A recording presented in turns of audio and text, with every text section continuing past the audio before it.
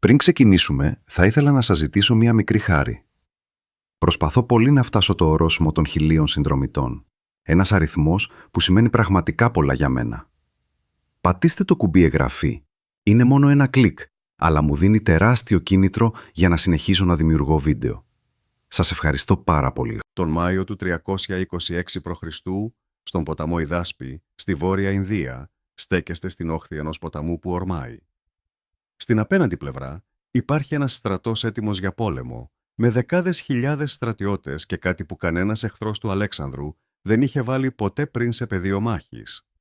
Πάνω από 100 πολεμικοί ελέφαντες παρατάχθηκαν στην άκρη του νερού. Επικεφαλής τους ήταν ο βασιλιάς Πόρος, με ύψος 7 πόδια, ο μόνος ηγεμόνας στην Ασία που κοίταξε τον στρατό του Αλέξανδρου να πλησιάζει και αρνήθηκε να παραδοθεί.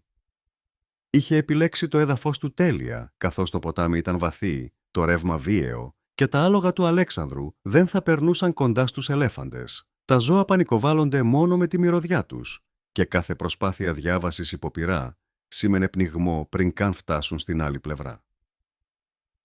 Ο Αλέξανδρος είχε κατακτήσει τα πάντα μεταξύ της Ελλάδας και της Ινδίας και ποτέ δεν είχε αντιμετωπίσει ένα πρόβλημα που να μην μπορούσε να λύσει με ταχύτητα και δύναμη. Αυτό το ποτάμι τον σταμάτησε απότομα και αυτό που έκανε στη συνέχεια χρειάστηκε εβδομάδες προετοιμασίας και μία μόνο νύχτα για να αλλάξει τα πάντα. Μέχρι να ανατείλει ο ήλιος, ο στρατός του θα πολεμούσε μειονεκτώντας αριθμητικά εναντίον πολεμικών ελεφάντων, ικανών να διαλύσουν τους σχηματισμούς του. Αυτό θα γινόταν μία από τις πιο αιματηρές μάχες ολόκληρης της εκστρατείας του. Μέχρι το τέλος θα ξέρετε ακριβώς πώς το έκανε. Αυτό που ακολούθησε ήταν ένα από τα πιο υπομονετικά και υπολογισμένα κομμάτια στρατιωτικού θεάτρου στην ιστορία. Για εβδομάδες, ο Αλέξανδρος δεν έκανε τίποτα ή φαινόταν να μην κάνει τίποτα, ενώ οι άντρες του κινούνταν πάνω και κάτω στην όχθη του ποταμού, δυνατά και ορατά, ανιχνεύοντας περάσματα, κάνοντας θόρυβο και ανάβοντας φωτιές. Κάθε φορά που κινούνταν, ο Πόρος τους αντέγραφε στην άλλη πλευρά, κρατώντας τον στρατό του σε θέση. Ήταν εξαντλητικό και αυτός ήταν ο σκοπός, καθώς ο Αλέξανδρος έθιζε τον Πόρο στο να βλέπει κινήσεις και να τις αγνοεί. Τη νύχτα, το μακεδονικό ιππικό κάλπαζε προς την όχθη του ποταμού με πολεμικές ιαχές σαν να επίκειτο μια διάβαση. Ο Πόρος έσπευδε με τα στρατεύματά του να απαντήσει και μετά δεν συνέβαινε τίποτα. Αυτό γινόταν ξανά και ξανά, μέχρι που ο Πόρος σταμάτησε να στέλνει ολόκληρο τον στρατό του και οι ανιχνευτές του σταμάτησαν να αντιμετωπίζουν κάθε κίνηση ως γνήσια απειλή. Εν τω μεταξύ, ο Αλέξανδρος είχε ήδη βρει το σημείο διάβασής του 17 μίλια ανάντι από το στρατόπεδο, μια έκταση γης που χώριζε τη ροή του ποταμού, παρέχοντας κάλυψη για την προσέγγιση. Σχεδίες και βάρκες συναρμολογήθηκαν αθόρυβα και μυστικά BMSH μέρες και για να βεβαιωθεί ότι ο Πόρος δεν θα υποπτευόταν ποτέ, ένας ανώτερος αξιωματικός ντύθηκε με τη βασιλική πανοπλία του Αλέξανδρου και παρέμεινε ορατός στο στρατόπεδο, κινούμενος ανάμεσα στις σκηνές, διατηρώντας την ψευδαίσθηση ότι ο βασιλιάς ήταν ακόμα εκεί. Μια θυελλώδη νύχτα του Μαΐου, με τις βροντές να καλύπτουν τους ήχους 10.000 ανδρών που κινούνταν στο σκοτάδι, ο Αλέξανδρος απομακρύνθηκε ανάντι με 6.000 πεζικάριους και 5.000 ιππείς. Η πραγματική διάβαση είχε ξεκινήσει και αμέσως πήγε στραβά. Αφού διέσχισαν το πρώτο κανάλι στο σκοτάδι και τη βροχή, οι άνδρες του Αλέξανδρου αποβιβάστηκαν σε αυτό που πίστευαν ότι ήταν η απέναντι όχθη. Δεν ήταν, καθώς επρόκειτο για ένα νησί και υπήρχε ένα άλλο κανάλι μπροστά, στενότερο αλλά ακόμα γρήγορο, και η αυγή πλησίαζε. Πάλεψαν να περάσουν τις βάρκες και τις σχεδίες κατά μήκος του νησιού στο δεύτερο κανάλι, κινούμενοι όσο πιο γρήγορα μπορούσαν στο σκοτάδι, γνωρίζοντας ότι κάθε λεπτό έφερνε περισσότερο φως. Κατάφεραν να περάσουν, αλλά όχι αρκετά αθόρυβα, και μέχρι τη στιγμή που η δύναμη του Αλέξανδρου έφτασε στην ανατολική όχθη και άρχισε να συγκεντρώνεται, οι ανιχνευτές του Πόρου τους είχαν ήδη δει. Το στοιχείο του ευνηδιασμού, το πιο σημαντικό πλεονέκτημα σε ολόκληρο το σχέδιο, είχε χαθεί. Ο Αλέξανδρος βρισκόταν πλέον στη λάθος πλευρά του ποταμού, με περίπου το 1/4 του συνολικού στρατού του. Το πεζικό του προσπαθούσε ακόμα να τον φτάσει. Το ιππικό του ήταν μετά βίας συγκεντρωμένο και ο Πόρος ήδη κινούνταν. Ο Πόρος δεν περίμενε να δει τι θα έκανε ο Αλέξανδρος και έστειλε τον γιο του, που ονομαζόταν επίσης Πόρος, με 2.000 ιππείς και 120 άρματα για να χτυπήσει τη δύναμη του Αλέξανδρου πριν προλάβει να σχηματιστεί πλήρως. Ήταν μια λογική απόφαση, διότι αν το απόσπασμα μπορούσε να καθυλώσει τον Αλέξανδρο στην όχθη του ποταμού, να τον κρατήσει αποδιοργανωμένο και να εμποδίσει το πεζικό του να συγκεντρωθεί, ο κύριος στρατός θα μπορούσε να φτάσει και να τελειώσει τη δουλειά. Αλλά οι μουσώνες είχαν έναν ακόμη ρόλο να παίξουν, καθώς το έδαφος κοντά στην όχθη ήταν πλημμυρισμένο, μετατράπηκε σε λάσπη από τις πολυήμερες βροχές και τα άρματα χρειάζονταν σταθερό έδαφος. Τα Ινδικά άρματα, τα οποία σε ξηρό έδαφος θα ήταν καταστροφικά, κόλλησαν σχεδόν αμέσως. Οι τροχοί βούλιαζαν, τα άλογα δυσκολεύονταν και οι σχηματισμοί διαλύονταν πριν προλάβουν να επιτεθούν. Και για να κερδίσουν χρόνο, οι υποτοξότες του Αλέξανδρου τους χτύπησαν πρώτοι, ρίχνοντας βροχή από βέλη στα σταματημένα άρματα. Η ξαφνική πίεση έπιασε τον νεαρό Πόρο απροετοίμαστο και έστειλε το ιππικό του για να υποστηρίξει τα άρματα. Στη συνέχεια, το βαρύ ιππικό του Αλέξανδρου οδήγησε κατευθείαν μέσα στο χάος, οι δύο δυνάμεις συναντήθηκαν κατά μέτωπο και το ιππικό συγκρούστηκε με σκληρές μάχες και από τις δύο πλευρές. Υπήρξαν απώλειες και από τις δύο πλευρές, αλλά το εταιρικό ιππικό είχε το πλεονέκτημα και τα άρματα δεν βρήκαν ποτέ το πάτημά τους. Μέσα στη λάσπη έχασαν κάθε πλεονέκτημα και έγιναν εμπόδια περισσότερο παρά όπλα. Καθώς η γραμμή άρχισε να σπάει, ό,τι είχε απομείνει από το ιππικό του Πόρου άρχισε να υποχωρεί. Ο νεαρός Πόρος προσπάθησε να ανασυντάξει τους άνδρες του για να σταθεροποιήσει τη μάχη, αλλά σκοτώθηκε στην προσπάθειά του. Το απόσπασμα κατέρευσε και οι επιζώντες υποχώρησαν προς τον κύριο στρατό, ενώ ο βασιλιάς Πόρος βρισκόταν ήδη σε κίνηση, βαδίζοντας προς το πέρασμα.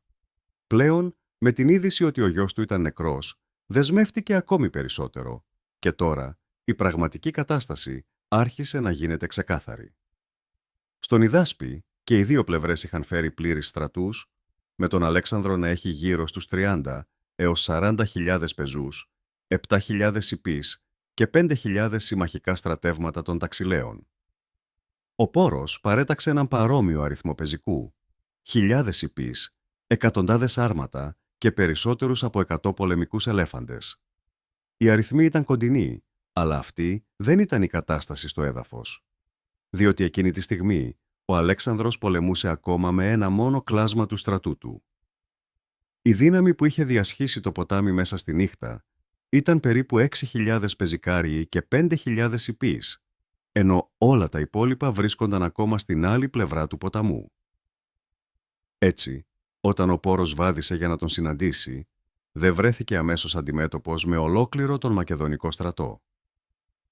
Η γραμμή που σχημάτισε ο Πόρος ήταν τρομερή, με ιππικό και στις δύο πτέρυγες, πεζικό στο κέντρο και πολεμικούς ελέφαντες απλωμένους σε όλο το μέτωπο, ένας κάθε 50 πόδια, ένα ζωντανό τείχος φτιαγμένο για να σπάσει τη μακεδονική φάλαγγα πριν προλάβει να πλησιάσει. Αυτό ήταν το πρόβλημα μπροστά στον Αλέξανδρο και όχι τα άρματα, καθώς η λάσπη τα είχε ήδη εξουδετερώσει. Ούτε καν το ιππικό στα πλάγια αποτελούσε το πρόβλημα, αλλά οι ελέφαντες, διότι αν χτυπούσαν τη φάλαγγα κατά μέτωπο σε καλή τάξη, το μακεδονικό κέντρο θα μπορούσε να σπάσει.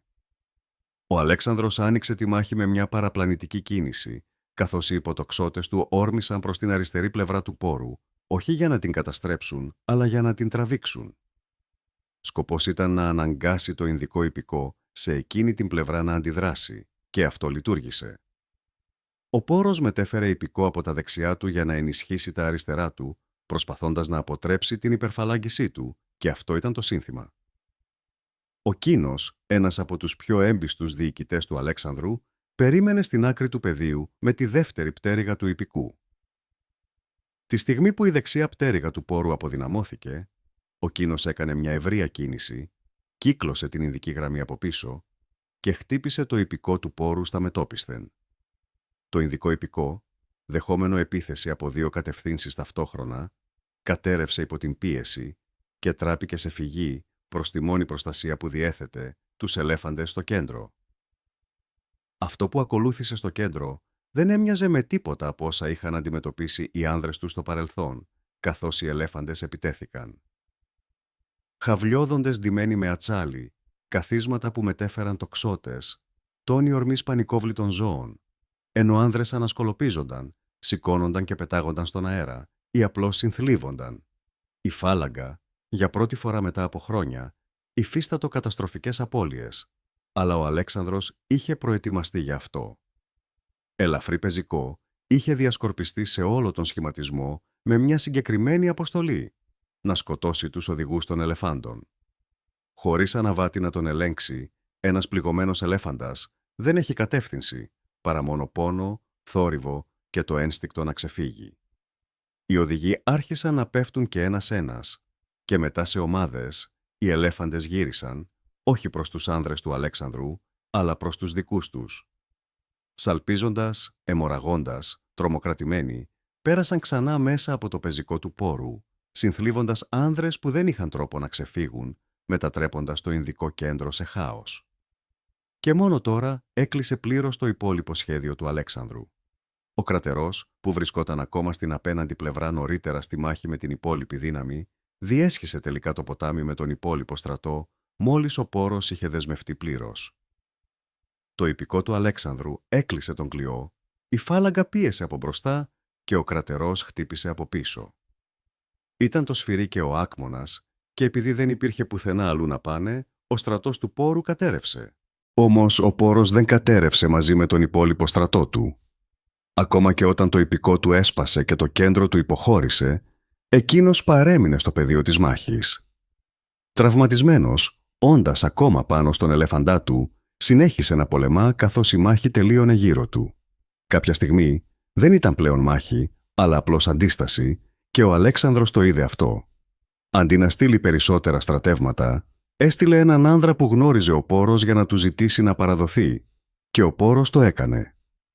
Ξεπεζέψε και οδηγήθηκε μπροστά στον Αλέξανδρο, και όταν συναντήθηκαν, ο Αλέξανδρος τον ρώτησε πώς επιθυμούσε να τον αντιμετωπίσουν. Ο πόρος απάντησε απλά, όπως θα φερόταν ένας βασιλιάς σε έναν άλλο, και ο Αλέξανδρος το δέχτηκε, επιστρέφοντας τον πόρο στον θρόνο του και επεκτείνοντας την επικράτειά του. Η μάχη του Ιδάσπη είχε τελειώσει, αλλά το κόστος της ήταν πραγματικό. Οι απώλειες του Αλέξανδρου ήταν πιο βαριές από οποιαδήποτε άλλη φορά μετά τα Γαυγάμιλα, και η μάχη στις γραμμές των ελεφάντων ήταν από τις πιο βάναυσες που είχαν υπομείνει ποτέ οι άνδρες του. Και ύστερα υπήρχε ο Βουκεφάλας, το άλογο που κουβαλούσε τον Αλέξανδρο από τα παιδικά του χρόνια, μέσα από την Ελλάδα, την Περσία, την οροσειρά Χιντουκούς, σε κάθε πεδίο μάχης για χρόνια. Ο Βουκεφάλας πέθανε τις ημέρες μετά τον Ιδάσπη, και ο Αλέξανδρος ήταν συντετριμμένος, γι' αυτό ίδρυσε μια πόλη στην απέναντι όχθη και της έδωσε το όνομά του Βουκεφάλα. Αλλά η θλίψη δεν είχε χώρο να αναπνεύσει, επειδή πέρα από το ποτάμι, πέρα από τα δάση του Παντζάμπ, οι ανιχνευτές έφερναν αναφορές για το τι περίμενε πιο ανατολικά. Ήταν η αυτοκρατορία των Νάντα, τεράστιοι στρατοί, περισσότεροι ελέφαντες, ένας εχθρός που υποσχόταν άλλη μια εκστρατεία στην άκρη του γνωστού κόσμου. Ο Αλέξανδρος ήθελε να συνεχίσει, αλλά οι άνδρες του δεν ήθελαν, καθώς 8 χρόνια μετά την έναρξη της εκστρατείας, χιλιάδες μίλια μακριά από την πατρίδα, με την πανοπλία τους ραγισμένη, τα σανδάλια τους φθαρμένα και τους φίλους τους θαμμένους από την Ελλάδα ως την Ινδία, είχαν πλέον αγανακτήσει. Στον ποταμό Ήφαση, εβδομάδες μετά το μεγαλύτερο τακτικό του αριστούργημα, ο Μέγας Αλέξανδρος συνάντησε το μοναδικό τείχος που δεν μπόρεσε ποτέ να σπάσει. Δεν ήταν ένας βασιλιάς, ούτε ένα ποτάμι, ούτε 100 πολεμικοί ελέφαντες, αλλά οι ίδιοι του οι άνδρες. Γύρισε τον στρατό πίσω και δεν βάδισε ποτέ ξανά προς τα ανατολικά, και το ταξίδι της επιστροφής δεν ήταν ένας θρίαμβος. Βαδίζοντας νότια μέσα από την κοιλάδα του Ινδού, ο Αλέξανδρος παραλίγο να σκοτωθεί πολιορκώντας τα τείχη μιας πόλης των Μαλών, όταν ένα βέλος τρύπησε τον πνεύμονά του. Επέζησε, οριακά, και μέχρι να φτάσει ο στρατός στη Βαβυλώνα, το 323 π.Χ., ο Αλέξανδρος βρισκόταν σε εκστρατεία για 13 χρόνια. Ήταν 32 ετών και τον Ιούνιο εκείνου του έτους, μετά από μέρες πυρετού, ο Μέγας Αλέξανδρος πέθανε στο παλάτι του Ναβουχοδονόσορα. Η αιτία εξακολουθεί να συζητείται, ενώ οι στρατηγοί του συγκεντρώθηκαν γύρω από το κρεβάτι και τον ρώτησαν ποιος θα έπρεπε να κληρονομήσει την αυτοκρατορία. Η απάντησή του, σύμφωνα με τις περισσότερες μαρτυρίες, ήταν στον ισχυρότερο και μέσα σε μια γενιά όλα όσα έχτισε είχαν διαιρεθεί. Η αυτοκρατορία διαλύθηκε, αλλά το όνομά του δεν εξαφανίστηκε και από την Αίγυπτο μέχρι την άκρη της Ινδίας, ο Αλέξανδρος επέζησε της αυτοκρατορίας του στη μνήμη. Όντας 32 ετών, αίτητος στη μάχη, χωρίς ποτέ να αναγκαστεί σε υποχώρηση από κάποιον εχθρό, το μόνο πράγμα που σταμάτησε ποτέ τον Μέγα Αλέξανδρο ήταν η πίστη των ανδρών που τον αγαπούσαν πάρα πολύ για να τον ακολουθήσουν πιο πέρα. Αυτού του είδους ο ηγέτης ήταν, και γι' αυτό η μάχη του Ιδάσπη έχει τόση σημασία. Σας ευχαριστώ που με ακούσατε μέχρι το τέλος του βίντεο. Εκτιμώ πραγματικά κάθε στιγμή που μείνατε εδώ μαζί μου. Αυτή τη στιγμή είμαστε στο ταξίδι για να κατακτήσουμε τον στόχο των 1000 πρώτων συνδρομητών. Αν οι ιστορίες μου άγγιξαν την καρδιά σας έστω και λίγο, στηρίξτε με πατώντας τώρα το κουμπί της εγγραφής. Κάθε εγγραφή σας είναι τεράστιο κίνητρο για μένα να συνεχίσω να γράφω και να σας φέρνω ακόμα περισσότερες ιστορίες με νόημα. Γεια σας και τα λέμε στο επόμενο βίντεο.